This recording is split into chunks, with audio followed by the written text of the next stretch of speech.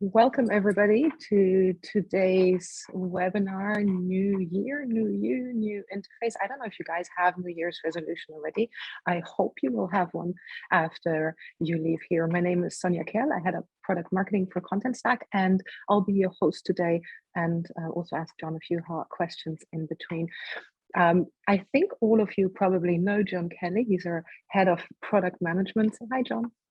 Hello, everyone. Thanks for your time today. Fantastic. Before we dive into the details, we are going to record this webinar. So if you'd like to share it with colleagues, it will be available to you. And within your organization, you will be free to share it. We are going to distribute that through your customer success team. And a real quick question whilst I explain the logistics of the webinar. We're curious if you already switched to the new experience or not. You should see a poll popping up right now. If you can just let us know if yes, you have switched, you did switch to the new interface and switch back, you don't feel quite ready, or you have already plans to switch. That would be fantastic. So if you have any questions, and don't hesitate to ask us tough questions, please use the Q&A option. That's the two speaking bubbles at the bottom or at the top of your screen. If you have any technical challenges, please use the chat, and our team is going to help you out right there. John, without further ado, shall we show our customers what we've been working on? Let's do it. Okay, so the poll's running, so we'll just leave that going, and I'll share my screen and we'll get this going. And Sonja, as always, just keep me on track, keep me flowing, and let's make sure that I don't philosophize too much here. So new year, new you, new interface. Welcome everyone. Thanks for joining us today. Some names I recognize, some names I don't. Lovely to see you all today. Cool. So as you've spoken to me before, you've joined some of my other sessions. Starting probably a little over a year ago, we undertook a pretty massive effort to not only redesign, but also rebuild from scratch, line by line, character by character, our entire user interface. And so we had sort of what we call the classic UI with the big red bar at the top.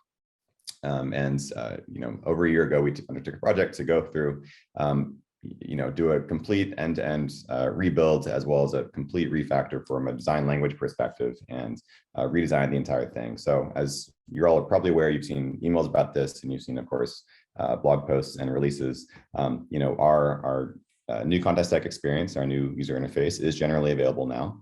We'll kind of go through some underlying, sort of like a reintroduction to the interface, as well as some underlying motivations for why we did the project, and sort of what that means for Contentstack as well. The project itself, of course, is intended to be primarily for the benefit of you, our customers, and our users. There's also some really important motivations for us as a business, and we'll kind of talk about what those mean long term. So getting into some motivations for the project. The first one to keep in mind is that headless was really driven by technology, and you can call it the headless revolution or evolution, however you want to think about that. But the headless CMSs, as well as other headless tools, were really primarily explorations in technology, not necessarily explorations in experience. So that sort of pendulum that swung towards like editorial experience, which was crafted over years and in some cases decades with some of the legacy entrenched CMSs, actually swung from a developer, an editorial tool set, swung back over to sort of the developer side of things, right? With the introduction of structured data, structured content, and sort of all of the great workflow improvements that sort of brung. What we're kind of seeing though is that user experience, of course, is paramount. User experience is key.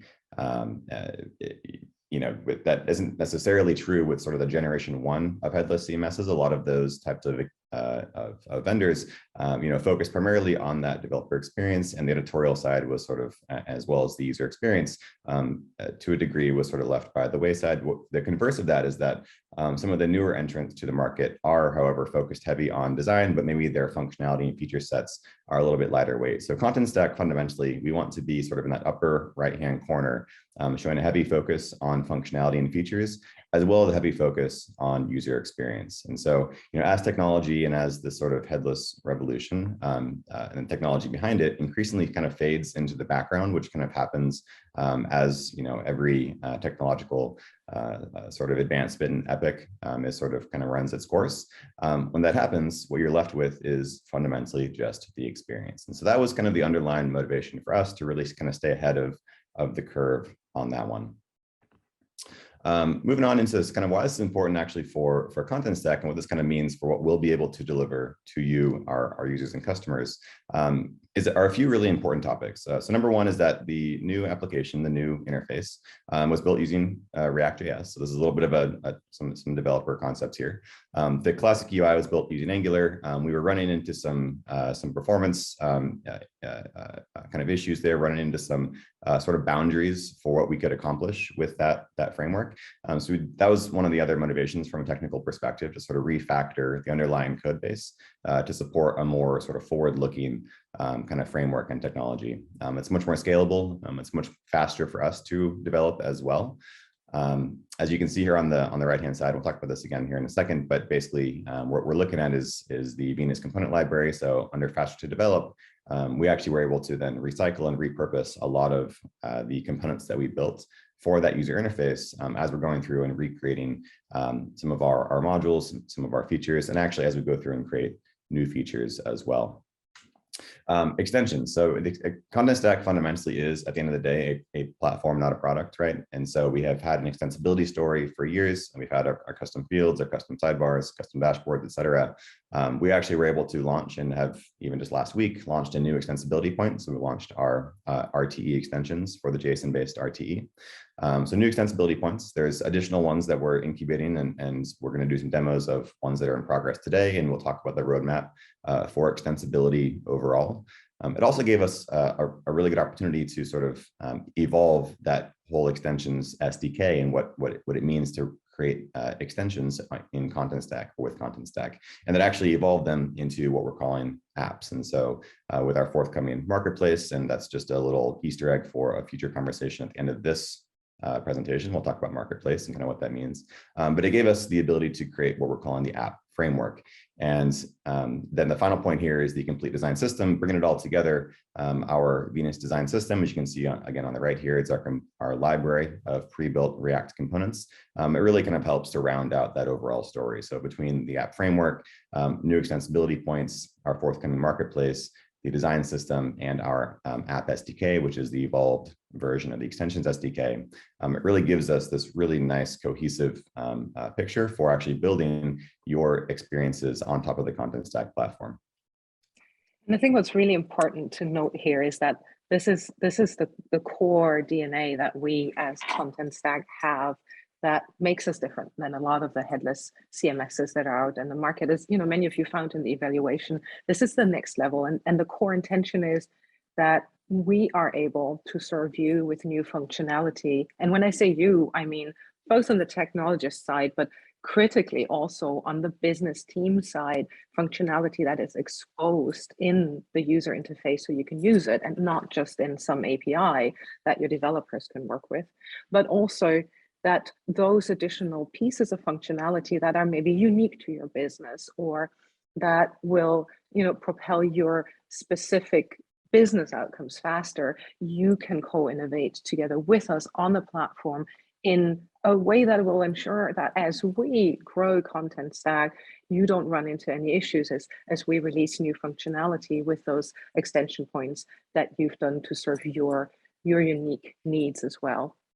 That's exactly right. And it raises another good point, Sonja, thank you, which is that everything you're talking about today is a springboard, right? It allows us, as well as you, our users and our customers, to propel ourselves forward into the future. And our sincere intention as well, and I should mention this kind of as maybe back of everyone's mind, our sincere intention is to continually shed some of the legacy architectures, legacy technologies, some of the things that are really burdensome to any company that leaves them around too long. And we've seen examples of this in our industry, and I'm sure all of you can internalize that and think of examples where that does slow down organizations. And so that is another underlying motivation for us as well, and it should be taken into account and called out.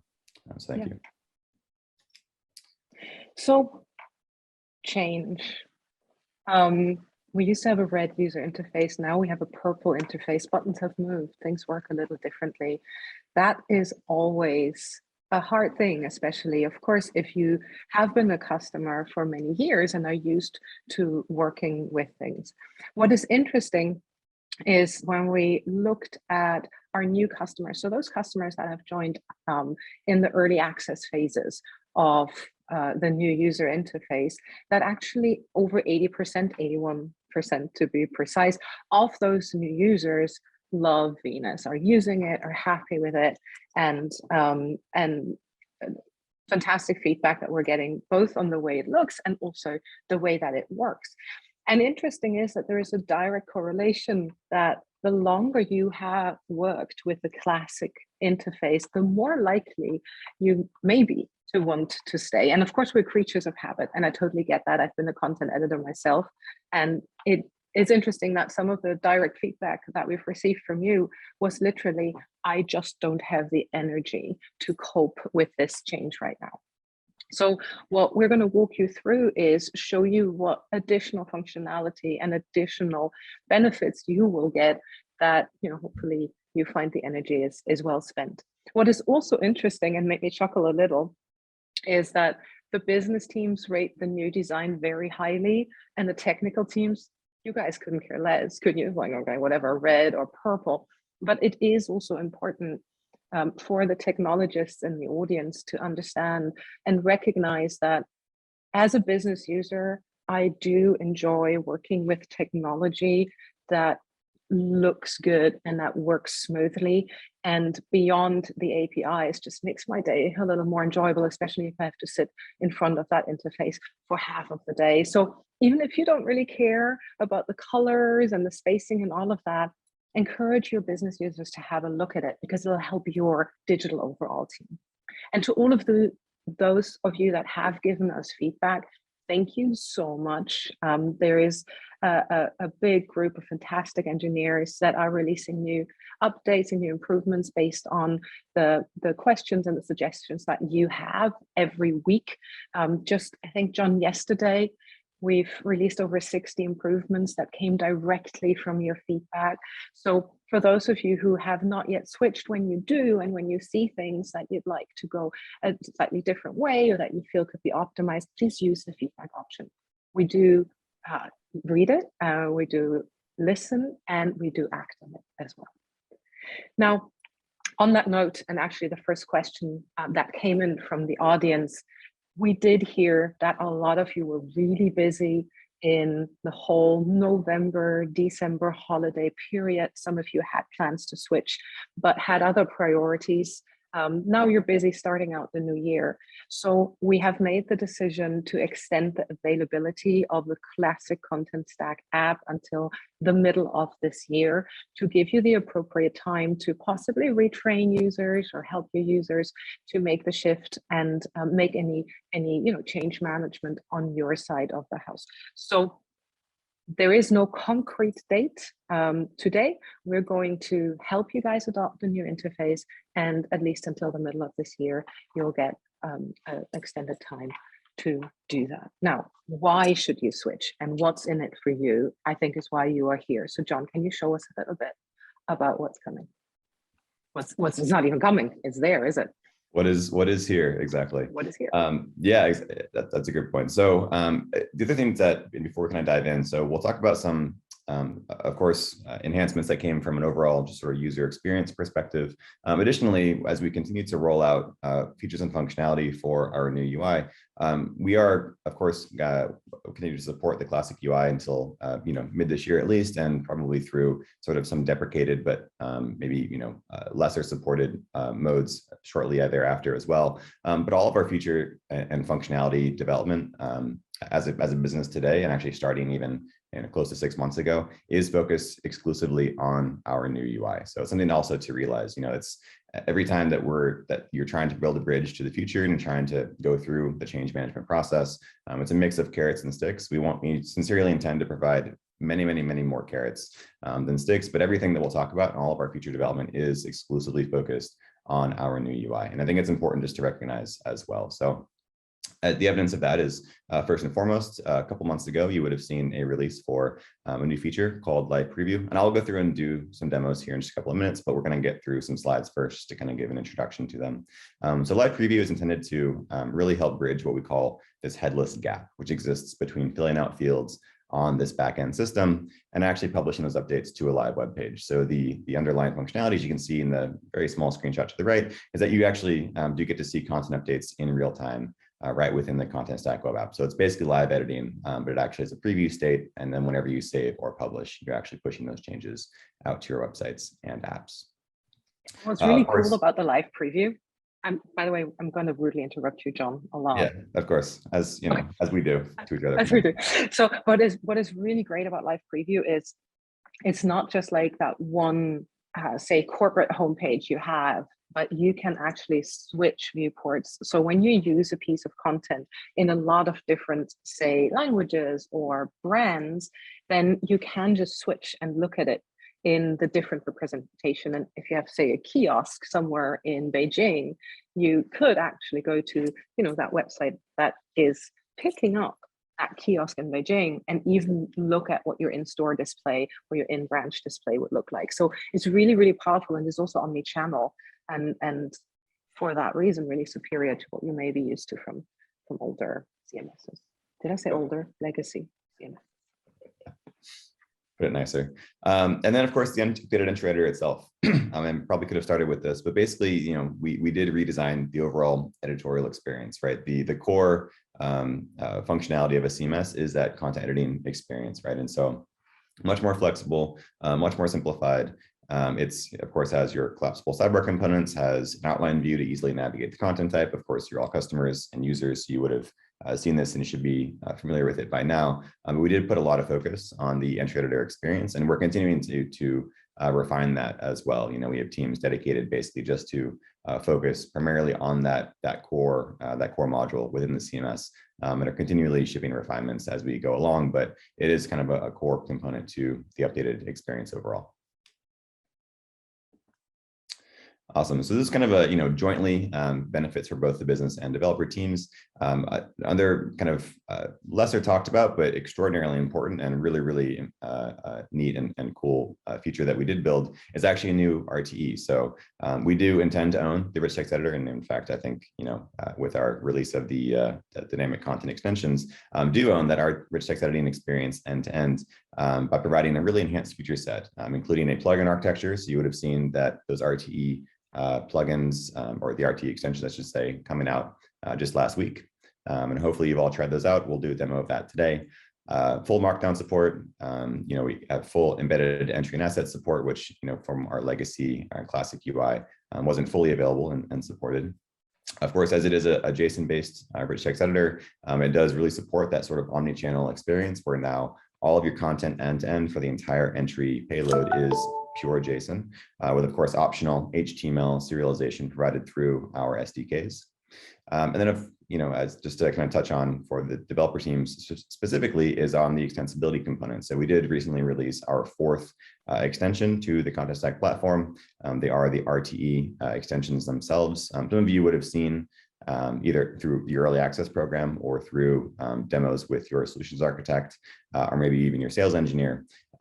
Demos of basically those plugins. You would have seen maybe a word count plugin, possibly an autocomplete plugin. We have one that's working with the OpenAI GPT-3 to do autocomplete for words and phrases. And of course, there's other really interesting examples of things like variables and markets and audiences. And so really the idea is that you're able to modify and customize that the structure of that data. It still is, of course, structured content. You're able to basically modify the keys, create your own keys, and sort of apply attributes to data. There's actually, and I'll plug myself for 2 seconds. There's another webinar I did like 3 months ago at this point for the Mock Alliance. Basically, there was actually maybe even 4 or 5 months ago for a kind of a late summer session, and there's a whole hour-long webinar of me building and demoing the RTE extensions and kind of what that looks like. Gives you a really, really good understanding and baseline for the entire structure of the new JSON-based RTE and what you can expect when you're building your own extensions there.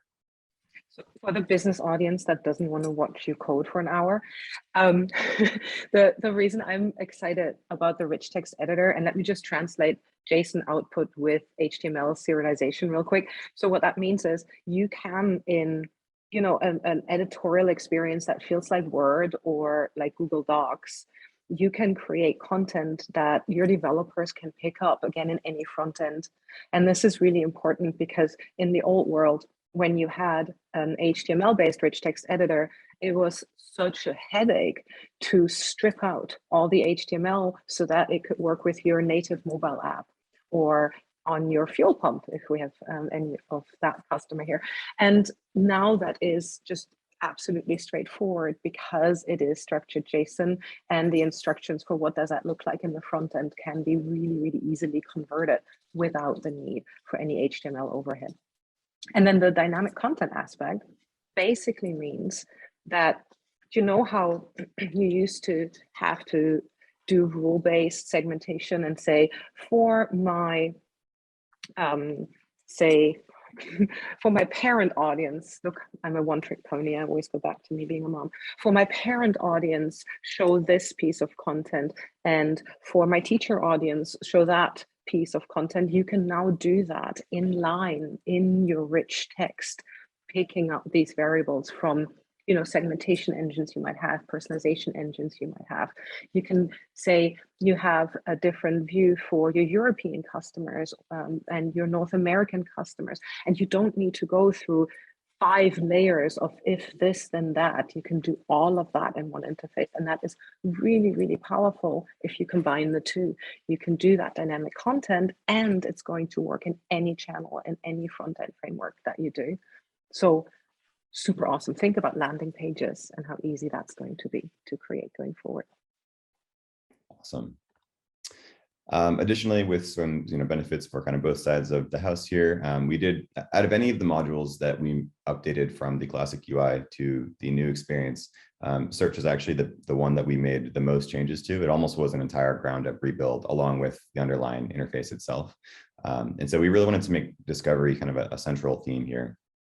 For the new search experience. And so we of course, thinking back to the classic UI, there were kind of 3 different ways to find the same piece of data. There was, of course, this really simple title-based search within the content type. There was, of course, your basic search, and then there was your advanced search. We kind of removed that sort of dedicated search experience and dedicated search landing page in favor of a search bar that was accessible anywhere at any time, as well as wanted to provide sort of this 100% keyboard-based search, which I'll show here in a moment. And we actually created what we would call kind of a pseudo syntax. So it's not like necessarily as complex as, of course, like a SQL or anything, but it does fundamentally generate those types of queries, but much more sort of intuitive way to just using your keyboard and some keystrokes and in a very methodical and intuitive manner, actually write out your search query directly in that search bar. And then, of course, your results are just the entry repository overall, just a filtered list of results from that search query you just ran, both for sort of the basic syntax. And of course, we do have a bit of a more advanced kind of language there as well. And then specifically for kind of the developer team, we're going to kind of circle back from where I introduced the initial Venus design system. As I said before, it is a pre-built React JS component library that is actually the library we used to build this new experience.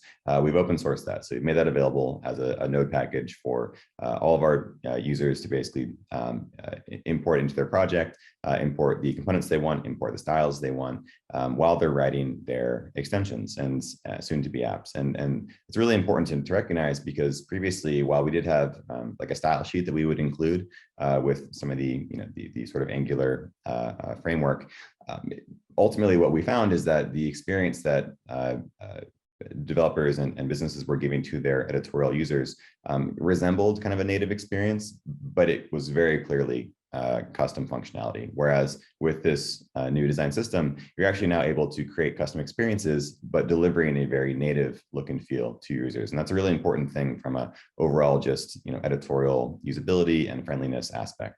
And of course, it does help accelerate the app development as well. And so today, of course, we do have our custom fields, sidebars, and dashboards. And one missing here, but this was very recently released, was our RT extensions, and we'll get that kind of added. So we have 4 today, and we're working on a 5th, and then we'll talk about here in the roadmap portion, kind of our 6th, 7th, 8th, 9th, 10th, etc. Hey, John. Hey, Sonja. You got 10 minutes to demo some stuff now. Whew, and okay. actually, the second question is, where can I find the option to see live preview? So why don't we start with that? Sure, let's do that. And whilst John brings up the demo, so think of this as like the trailer, right? If you would like to do a deeper dive and a deeper demo, talk more around specific aspects, then you always have your customer success team at hand. All our customer success engineers can walk you through this, also maybe with a wider audience in your organization, and deep dive into specific questions and topics. Yep, absolutely, exactly. So we'll look at this is just a production version of Contentstack. It's just kind of our standard, VVV, VDVHA. You would have seen this through, solutions architects demos or sales engineering demos, and it does have kind of live preview installed. The first thing you'll see if you have live preview in your org is under settings. You'll have basically the live preview settings menu. So you first and foremost will want to enable it, and you basically have the options to set your default preview environments, as well as your default preview URL, which is basically coming from those environment settings. To actually use it within your application, we have an SDK specifically for live preview. It does support kind of our all popular frameworks, as well as sort of popular deployment methods. And so it supports static site generators like Gatsby and Next. We actually just released a Next JS SSR version. And so, of course, you can also do server-side rendering, and then you can do, of course, your sort of traditional client-side rendering, so CSR. To be very frank, the easiest way to get this stood up is actually through just CSR as a React app, because, of course, the SDK will just very, very, very easily work with the React hooks there to make that functional. That's enough for the sort of tech talk there. You totally lost me on that, John. Can we see the buttons? work with your essay on it, and then of course let us know if you have any feedback as well. So I'm just going to go ahead and use our search here. I'm just going to go ahead and say content type is blog post and updated by me. Lovely. So I have an entry here, and once you have that live preview enabled, you'll see this option on this right-hand rail. When you open that, basically it will go ahead and collapse the sort of entry editor. It'll basically also collapse the outline, although of course you can always access the outline, and I mentioned that before, to be able to really quickly navigate and traverse your content type. And of course you can resize this as well. So just to kind of live preview.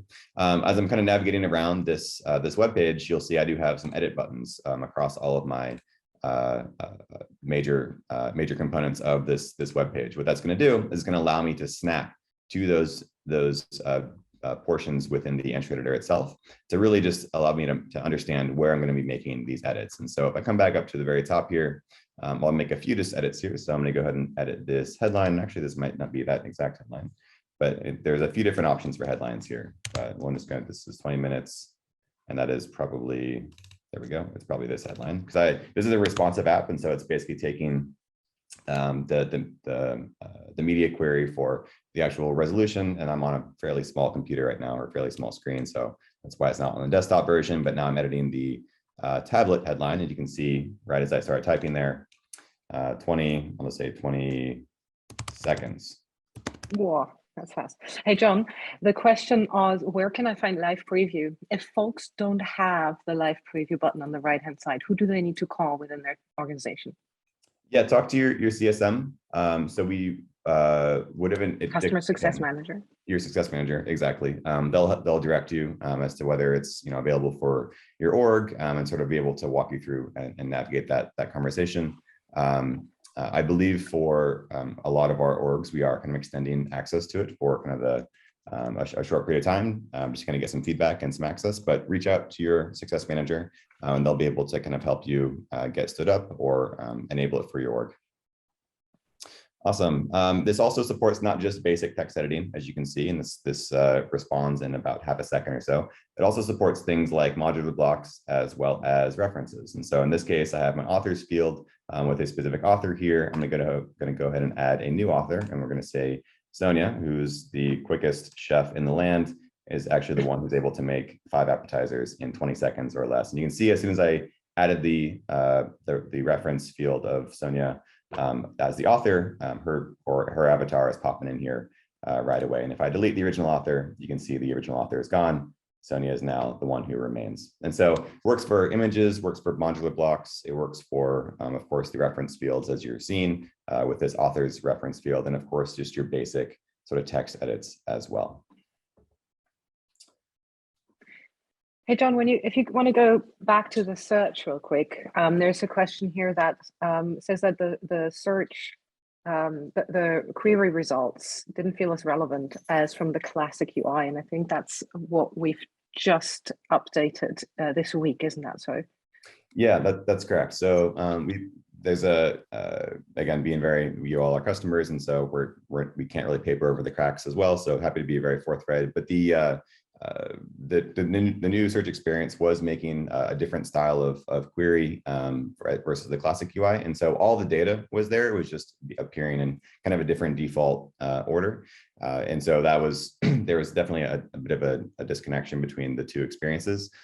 We've since made some updates and pushed a lot of updates through at the API level, as well as at the UI level, to kind of support a much more consistent experience when you're moving from the classic UI into this new experience. And so you should be seeing, again, a much more kind of consistent results experience.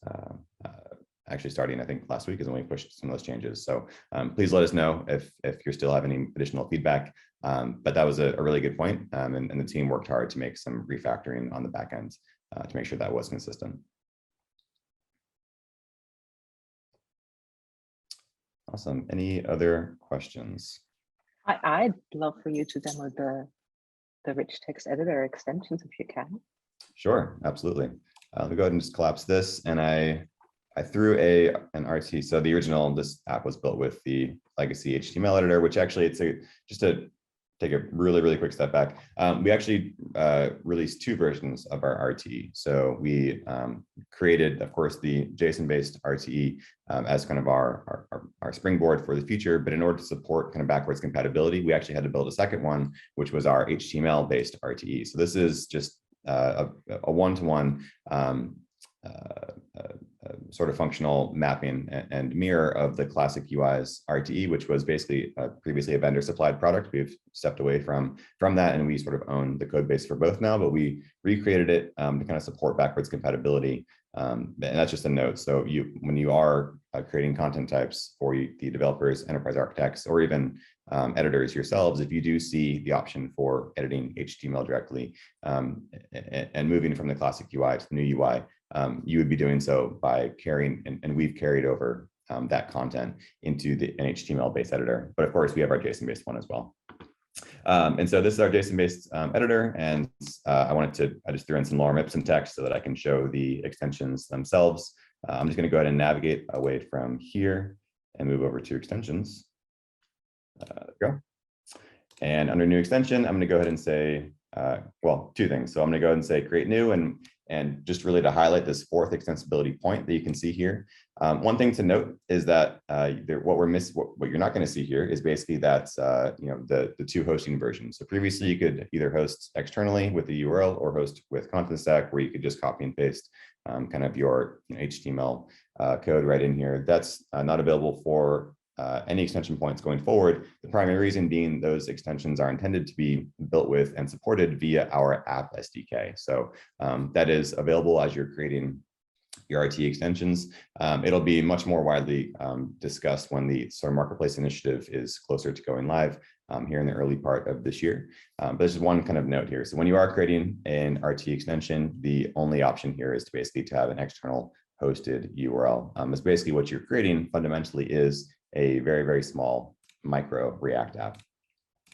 So under use pre-built, what I will show is we added a few pre-built extensions here. So just kind of, again, whenever we create a new extensibility point, we tend to release at least a couple showcase extensions or plugins, as well as a few maybe open source ones that you can hack around with and try out yourselves. And so under the pre-built list, we released basically a basic highlighter, a basic info panel, and a basic sort of word count extension. So I'm going to go ahead and add the word count extension, and I'm just going to go ahead and save it. One thing you'll note is that under the pre-built extensions, we're hosting them with Contentstack. So it's kind of an interesting note. We're also the hosting provider ourselves. So when I go into the blog post content type, I'm going to go ahead and find, there we go, the JSON body, not the legacy body. And I'm going to go ahead and select JSON RTE plugin. So when you come into to add the JSON-based RTE field, you'll see now the option to add the JSON RTE plugins. I just added the word count. And so we'll go ahead and save and close that. And when I jump back into that entry I was just looking at and scroll down, we can see now that it should come through and give me my word count. So we have, words 189. If I start typing, this is a webinar, it's going to go ahead and update that to now 4 additional words. And so that's one example, again, of one of the pre-built extensions that we did build. It's built using our app SDK, and it's basically just going through and with a little bit of functionality, counting all of the words within this. And there's a few additional examples, and I should actually mention the other one as well. So that's an example of kind of a meta extension or meta app, I guess, because it's not interacting with basically the data exactly. It's basically just counting and sort of some of the metadata around that information. But I'm gonna go ahead and add the extension or the info panel extension as well. So let me just really quickly add that, and I'll show you what that looks like, because you do have options to add extensions right into your, save and close, right into your toolbar as well. And this is where you can choose to have your variables if you have multi-brand situations, where you can have formatting instructions, lookups, the market segmentation, pull in your personalization engines, and work directly in the editor as well. Oh, look. Exactly. So that info panel is what I just added as sort of that pre-built extension, and it has some attributes that we're not going to go into today in the interest of time, but those attributes are basically how this is rendered, and it's just a custom I should say an extension for the rich text editor that you can add anytime you want. And we have another series of probably 4 or 5 open source ones in our in the GitHub repo for the Contentstack extensions repo. Go there, check them out. It includes that sort of audiences and variables plugin. And I believe it actually does include that GPT-3 plugin as well. And that might still be getting cleaned up from a documentation perspective, but it'll be there very shortly. Hey, John, before we look at the roadmap, can you quickly show how to leave feedback, please? Yes, absolutely. Good call out. Not there. So as we mentioned before, and thank you again for everyone who did participate and tried this out in sort of that early access kind of phase and under this sort of gestation period. We really sincerely appreciate that. Whenever you do leave this feedback, it goes into a backlog specifically, and our design team and PMs and CSMs and solutions architects all review that, and we really sincerely do appreciate it and take action on it. And whenever we do ship an update to those, you should see some feedback from our support team. So they do reply each and every one of those upon its release. If it gets sort of accepted and goes into a development sprint, when it's released, we do respond to those feedback directly. And so under the sort of help menu, the second option here is leave feedback. So of course, number one, it's just rate your experience, and you can keep it as simple as that. But of course, we do request that you leave as detailed feedback as possible. This experience. You're leading the witness here now. I am. And so there's a few different options here as well. So you can capture or annotate the screen. And so basically this is just like a screen capture, and I can just, of course, start to draw on something if I see a call out that I want to make, and I can add that screenshot, or I can leave a video as well. But this heading looks strange. And I just circled that sort of heading. So please do, for those of you who are using the U interface today, if there is things that you like, you can also tell us when you like something, which, I don't know, is not the standard standard reaction, but that would be really fantastic. But more importantly, when you see something that you would like optimized, do let us know. The more information you give us, if you record a quick video and we can hear your voice and understand exactly what behavior you did expect, then the faster we can pick it up and fix it and optimize it on our end. Yeah, John, we do have a lot of questions, which is wonderful, and I want to make sure we answer all of them. So you have 5 minutes to talk about the stuff that's coming up. Okay, awesome. I'm just going to kind of tab over in that case. We're not going to cover this extensively, but as I mentioned before, the Venus Storybook is live today. It's at venus-storybook.contentstack.com for our developer friends and other people who are interested in trying out a design system. We're continuing to release additional components. There were about 60 or so that were used to build macro senses, build the new UI. There's around 12 here. We'll release additional sections of those as the documentation is sort of cleaned up and ready for public launch. Those will be coming out in the coming sort of weeks and months. The how-to, you just install the npm package, import the component and the designs, and that's it. That's all I'm going to talk about. Okay. And again, if you want to geek out around all of this, find your customer success engineer, and they'll be happy to do that. Exactly. Awesome. So we'll do roadmap for 5 minutes, you said, Sonja? Okay, cool. So I'm just going to go ahead and quickly share this, and we'll do kind of our slides. Disclaimer, our legal team would kill me if I didn't at least mention everything we'll talk about today, of course, is covered under our mutual NDA and subject to change, as roadmaps occasionally are. So just in kind of 1 minute, we talked about the kind of 3, now 4 extensions that are available within Contentstack today. There's actually a 5th that we'll cover here in just a minute, which is around asset management. And then kind of after that, post that, subsequent to that, the next items on the app framework roadmap are basically custom dialogues, so the ability to instantiate a custom sort of modal or popover to give users a bit more real estate to interact with the data on the page. And then the custom editors, what you're seeing here is basically a screenshot of sort of modular blocks that are not top to bottom, but actually they're sort of in parallel. So they're sort of organized left to right. And whenever you add a new block, you're basically adding a new block to the right of all the existing blocks. And so that's just an example of some of the additional kind of layout customization and flexibility that we're looking to provide within the entry editor itself. Addition to that is the possibility to sort of manage through very lightweight code some of the business logic around fields. So there's a lot of feedback that we're getting around the conditional fields, for example, some really custom business logic that some teams want to apply to the actual act of content editing and how fields interact with each other, which is all very valid. It's a vast quantity of feedback and requests. And so we're looking at ways in which we can sort of make the editor experience itself much more customizable so that you can create those bespoke experiences for your users. And then custom OAuth. And so as we kind of get into our marketplace initiative and the app framework, we do have sort of an auth service in production today. It's powering a few kind of backend services and functions, but we'll be providing the ability for all of our customers to create their own kind of OAuth apps, which is what is going to power the authentication for the apps you're creating, either when you're installing them from the marketplace or when you're creating them as private apps within your organization. And you can use OAuth to allow your users to really, really quickly and easily access that functionality. So talking about assets for a minute, so asset management. So one of the kind of a theme for us next year is actually a bit of a renewed focus on asset management. And so whenever we kind of are doing that, of course, we're looking through the lens of thinking in platforms, not in products. So what we're working on right now is actually an asset extension. So again, a new extension point to allow you to build apps on top of or within the asset manager itself.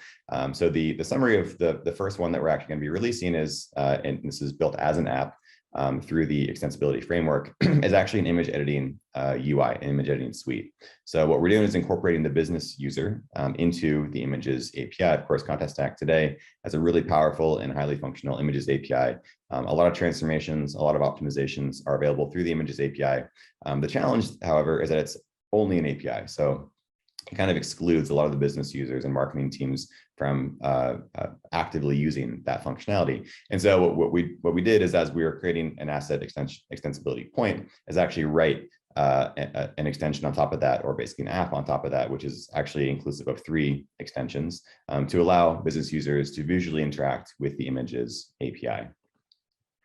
So from a really quick technical point of view, what we actually have done, this is one of the major benefits of the app framework overall, is that it's actually a combination of 3 different extensions. And so we have written 2 new extensibility points, total of 3 extensions, and those are all bundled as an app. So we have the actual preset builder and the actual user interface for managing and modifying or previewing the modifications to your images. And that's actually through the asset manager as the asset extension. And then of course we have a new extension deployed through the new RTE extensibility framework. And then basically the standard sort of asset preset selector as a normal custom field. So that one is pre-existing. So the benefits here of using the app framework to build this functionality is that we were able to solve for some use cases that were not previously possible within Contentstack. So thinking through, again, that platforms thinking and not product level thinking allowed us to not only deliver a solution, but also solve for existing kind of some pre-existing use cases. So as an example, enabling uploading of assets through extensions wasn't previously possible. We enabled a way of showing a modal kind of above an iframe window, wasn't previously possible, as well as provided a way to use custom fields as file fields, which wasn't previously possible. So I'm going to just really quickly reach back out to Sonja and see, should we do the demo of our asset extension, or should we move on with roadmap? Well, you have 2 more minutes to talk about marketplace and automation. So let's not demo right now. But guys, if you're interested, we've got videos of that available that will get to you. Okay, let's do that. So I'll jump back into my slides here. And of course, as Sonja said, through your solutions architect, can always reach out, and a PM is happy to do a roadmap call with your organization. So kind of building off of this sort of springboard from a design system perspective, what that really allowed us to do is then accelerate the development of new products and services. So developing a couple of things that you may have had demos on already. And I talked about marketplace really briefly, and I'm hoping we'll get to kind of do a bit of an intro today.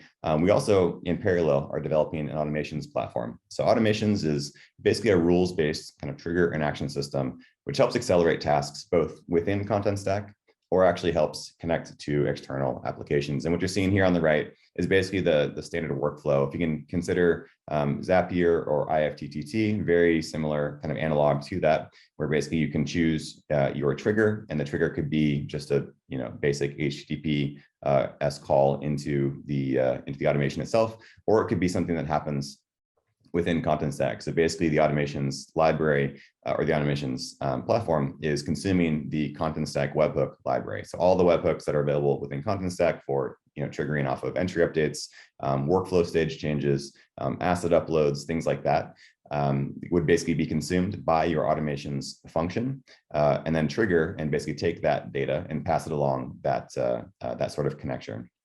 And so then you get to configure your actions. That could be, parse the data, transform it, and then pass it along to like a translations engine, or pass it along to a search index like Algolia. Of course, you can just do simple things like post a message to Slack, copy an asset to S3, power, in fact, a really complex end-to-end translations workflow, or even run some very simple arbitrary code. Yeah, and so one of the use cases I love for this, and I'm sorry, you only have 2 minutes and I'm barging in, but one of the use cases I love for this is when you think of like an orchestrated campaign release, and you want to publish your content, and maybe you need to also set some products live on your commerce engine. Maybe you want to trigger an email distribution sent on your marketing automation platform. You can now automate all of that with the automation. Well, you will then be able to automate all of that with the automations functionality in a much smoother way. That's exactly right. So the TLDR kind of, and we're going to use SmartLine's actually one of the partners that is helping to create kind of an initial set of functionality for marketplace and automations, is that, of course, outgoing webhook comes into the automations platform, you parse that key, send that into your translations engine. And again, that typically, the webhook is typically triggered, and as a best practice for us, via a workflow stage change. And so you would change your workflow stage from whatever it was in a draft state to ready for translations. That would then send, as the trigger, send that entry into automations, which would forward it on to Smartlean.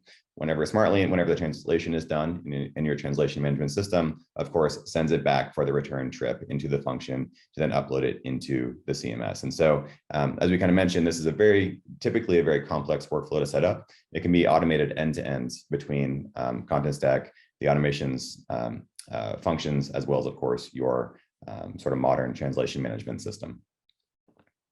And the last thing we'll talk about today is our marketplace. And so kind of hinted at it a few different times, but the marketplace is basically a way to, it's a catalog of functionality that you can use to extend Contentstack, and that it will include a series of public applications. And so those could be things like Shopify, Algolia, Smartlean, Binder for Dam, et cetera. And we're kind of working with some of our technology partners to kind of so they can build and get those applications into the marketplace. It also will include guides and things like that. And then the third function is actually some starters. And so starters are basically, like basically pre-built templates for things like Gatsby, for Next.js, for a few of the other sort of common frameworks. And will include a way to really, really quickly bootstrap and get yourselves off and running with a starter for some of those technologies as well.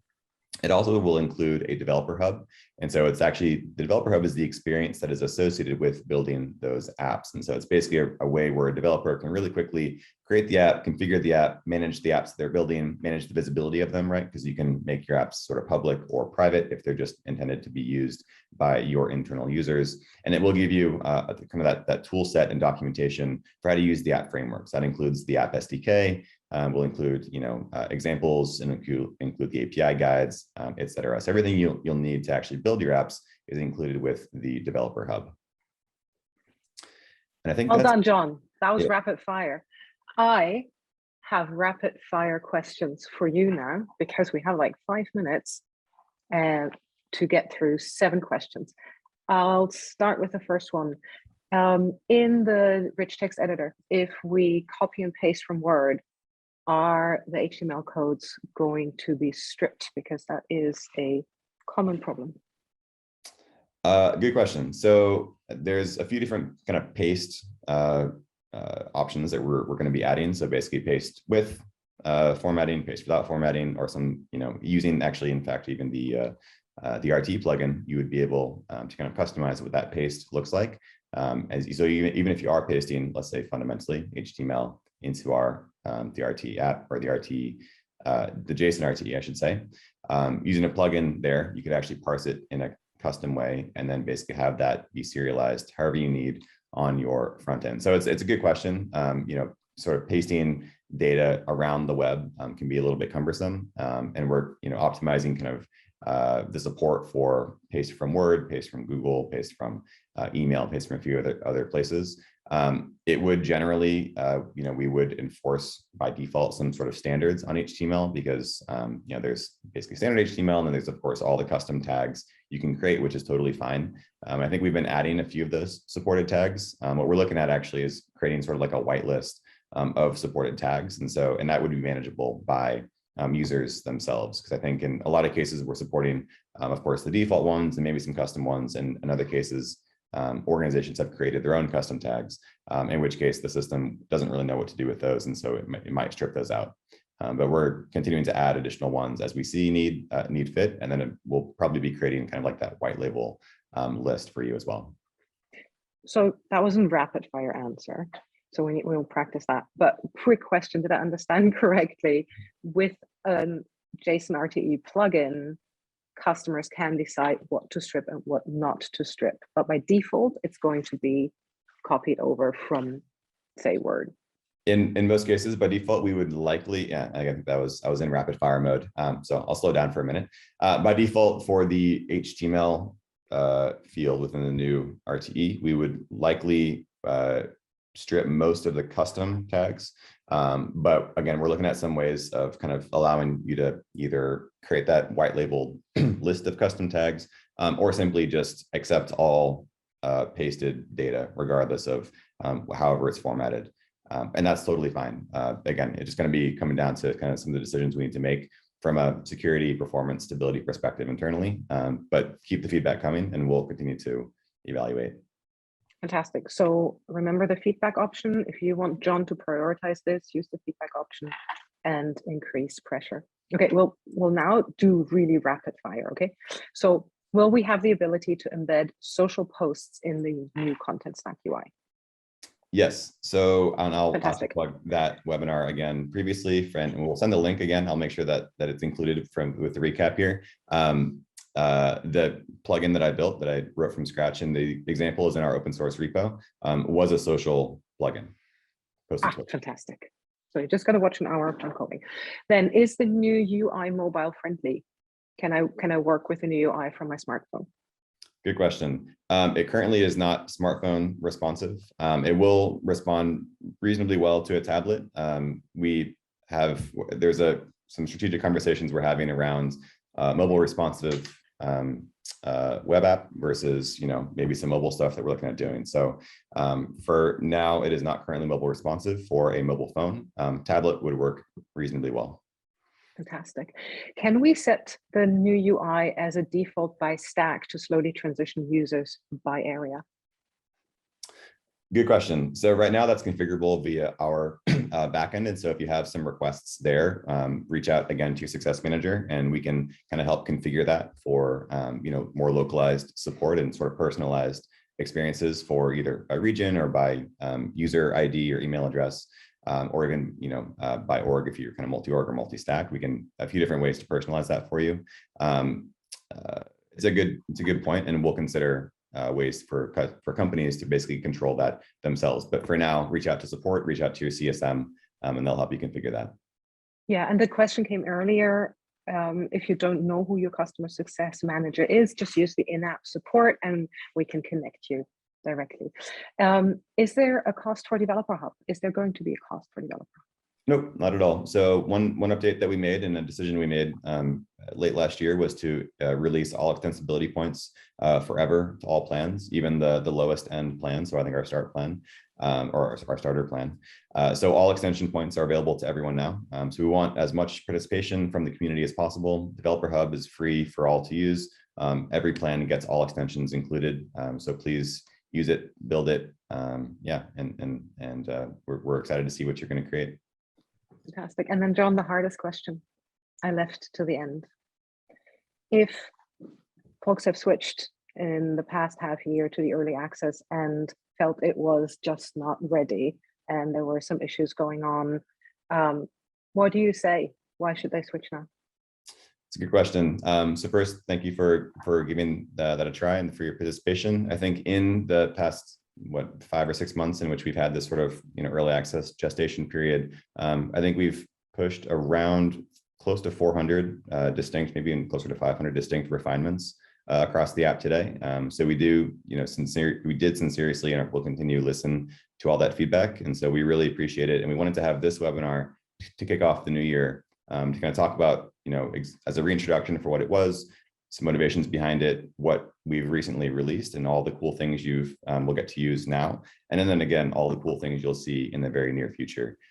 So again, we will continue to create that separation as a business and as a product between the classic experience and the new experience, and all the cool things that we're going to be showing and doing into the future.